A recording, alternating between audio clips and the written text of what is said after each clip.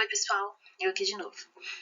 Bem, então agora eu vou apresentar para vocês um trabalho que trata a respeito de extração de DNA. Nesse trabalho, os pesquisadores tiveram como objetivo avaliar 3 metodologias de extração de DNA de amostras que estavam emblocadas em parafina, que seria mais ou menos essa imagem aqui.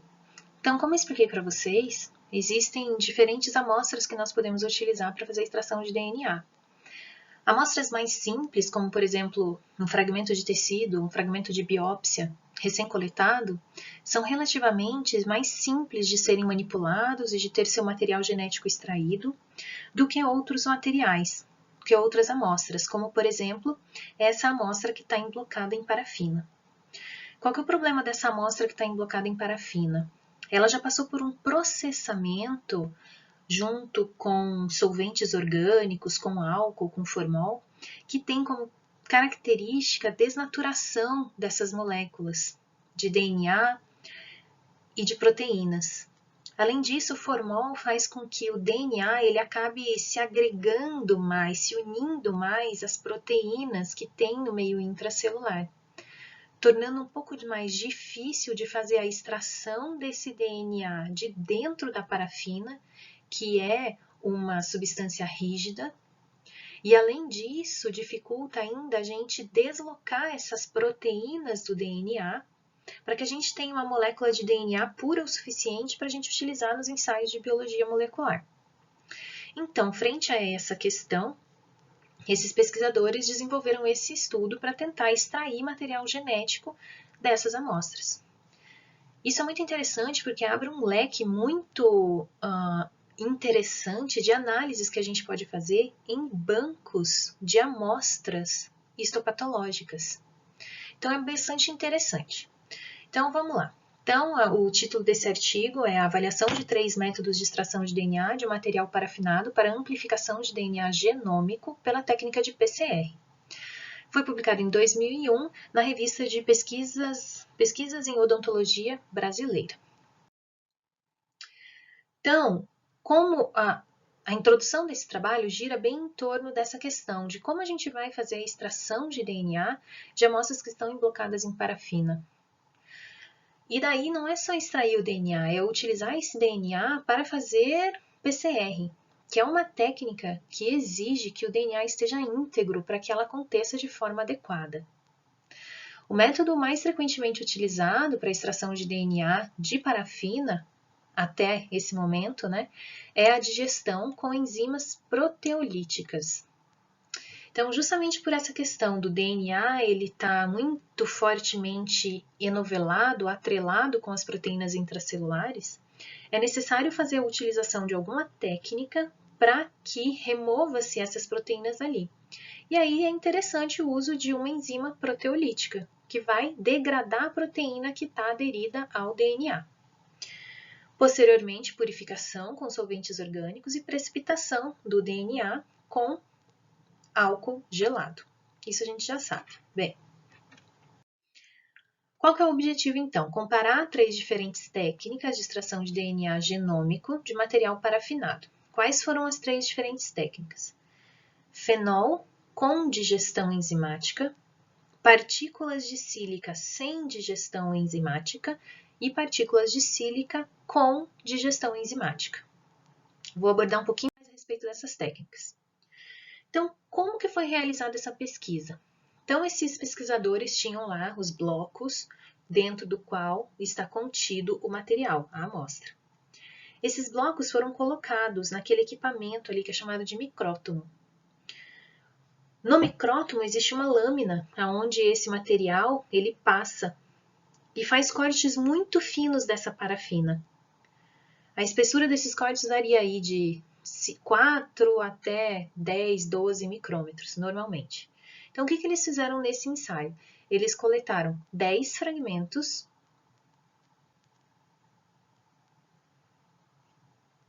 Isso. Eles coletaram 10 fragmentos com espessura de 6 a 10 micrômetros de cada amostra. Que amostras que eles utilizaram? Eles utilizaram amostras de hiperplasia fibrosa inflamatória de cavidade oral, tá? Fixados em formol e embebidos em parafina. Então, foi feita comparação dessas amostras com amostras de fragmento bucal normal obtida de plastia gengival pós-exodontia. O que é isso? Então, foi removido o dente da pessoa, sobra algum fragmento de gengiva, tira-se esse fragmento de gengiva e processa-se para fixação em parafina. Então, essa amostra foi fixada em paraformaldeído e emblocada em material crioprotetor. Então, aqui a gente tem duas amostras diferentes, tá? Uma amostra, um grupo aqui de amostras emblocadas em parafina e um grupo de amostras emblocado em material crioprotetor. Então, existe aí uma diferença na fixação. Em um, a gente tem a parafina e no outro, a gente não tem a parafina, que pode ser um fator que interfere muito na característica da amostra e que pode interferir também depois lá no PCR que vai ser realizado. Então, foram 10 cortes de cada uma dessas amostras. Essas amostras passaram por... A amostra com parafina passou por um protocolo de desparafinização mais intenso, então, que tem dias, é um protocolo bastante extenso, em que essas amostras passam vários dias imersas em soluções contendo enzimas proteolíticas e reagentes orgânicos, que tem como finalidade dissolver a parafina e desagregar as proteínas que estão aderidas com o DNA. Posteriormente a essa desparafinização da amostra que estava parafinizada, foi feito o protocolo de extração de DNA. Então, os dois grupos de amostras passaram por esses dois processos de extração de DNA. Então, o primeiro processo de extração de DNA com fenol cloroforme e álcool isomílico, e o outro protocolo de extração com sílica, tá? Então, qual que é o fundamento desses protocolos de extração?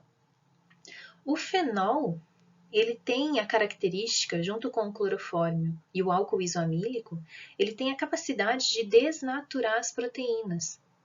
Então, a ideia é que o DNA ele se desligue das proteínas com as quais ele está associado. E a sílica?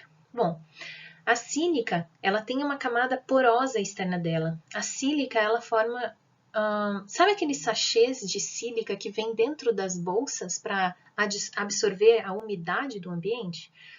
Aquilo é sílica. Só que, claro, aquilo ali tem uma preparação diferente da preparação que passa essa sílica para passar por um processo de extração de DNA. Mas para vocês terem noção do que é esse material, né? Então, a sílica ela é porosa e ela tem uma determinada característica que atrai as moléculas de DNA. Então, se a gente mistura uma amostra de DNA com sílica, o DNA ele adsorve, ele se liga na sílica. Posteriormente, a gente pega essa sílica e passa por um protocolo que vai fazer com que o DNA desligue da sílica.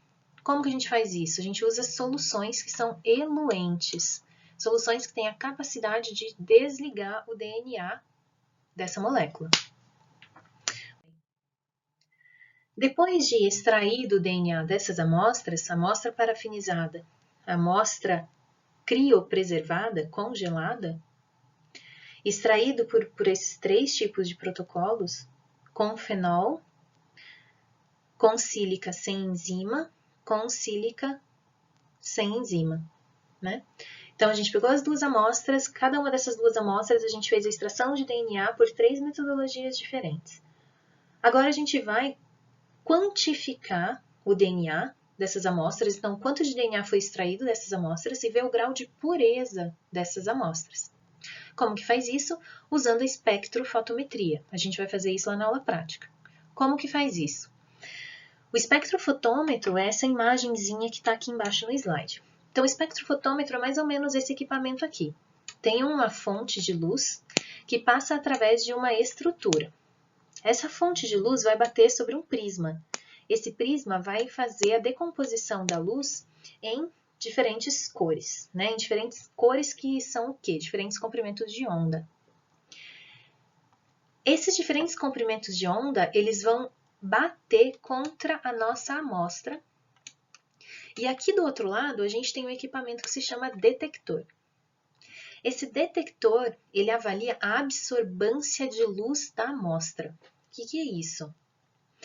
É a quantidade de luz que foi absorvida pela amostra.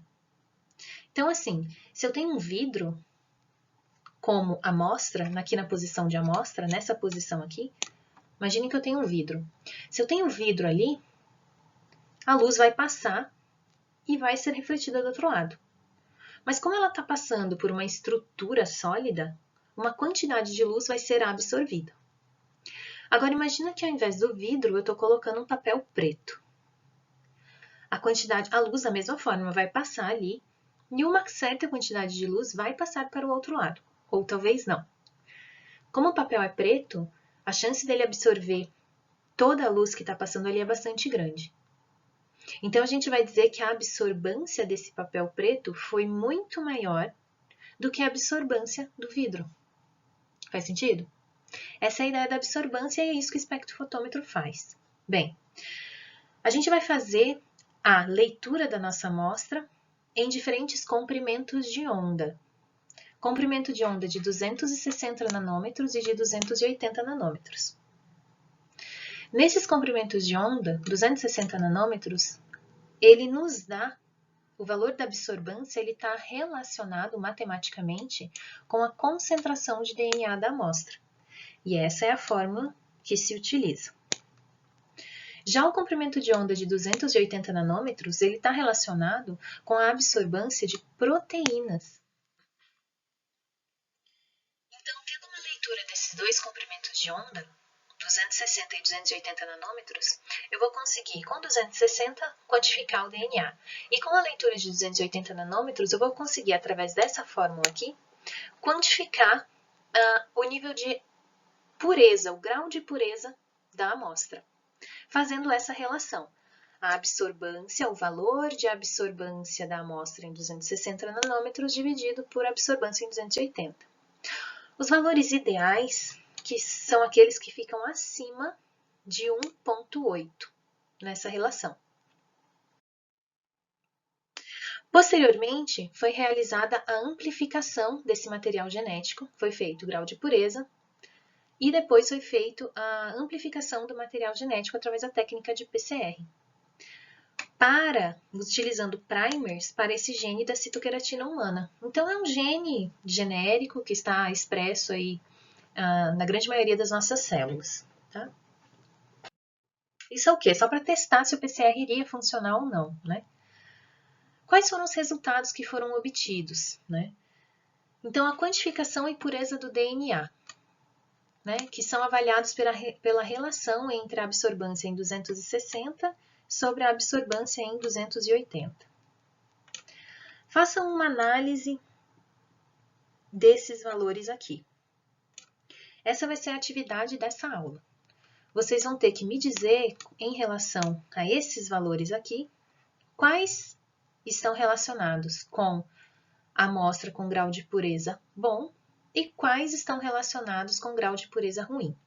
Na resposta, vocês podem colocar lá no fórum para mim assim: P1 teve relação de 2,16.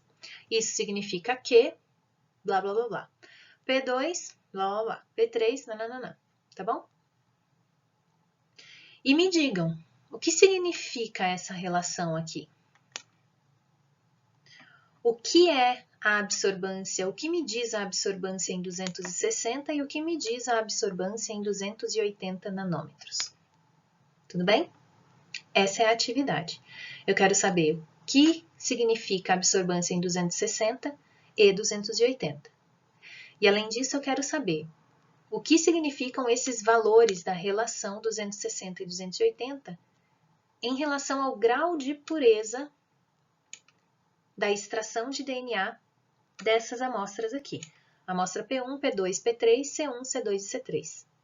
Tudo bem? Então tá bom. E aí, aqui nessa última coluna, a gente tem a concentração de DNA, tá?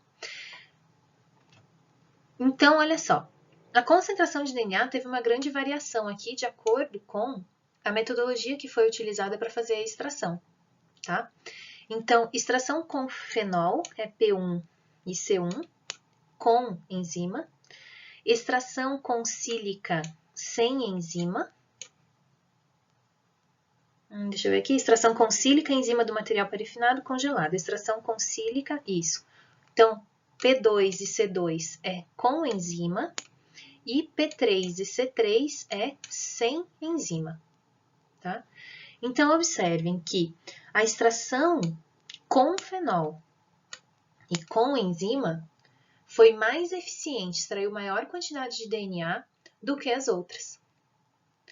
As outras amostras tiveram valores de concentração de DNA menores do que esse ensaio aqui. Então, isso já dá um indicativo para o pesquisador de que, tendo um material em parafina, é melhor eu extrair um material com enzima e utilizando a metodologia do fenol, do que utilizando a metodologia com sílica, porque a concentração, a quantidade de material de ácido nucleico, de material genético extraído foi bem menor utilizando a sílica. Daí eles pegaram esse material e fizeram uma amplificação lá com o PCR, lembra? E daí esse é o resultado da eletroforese que foi realizada com esse DNA amplificado após a técnica de PCR. Então, olha só, houve amplificação do exon 7 da citoqueratina a partir do DNA genômico obtido dos dois tecidos, tanto do parafinado quanto do criopreservado, pela técnica de extração com fenol e com sílica, associada à digestão enzimática. Então, olha só, P1 e P2 estão associados com enzima, foi extração com enzima. P3, sem enzima. C1 e C2 com enzima e C3, sílica, sem enzima. Então, olha que interessante.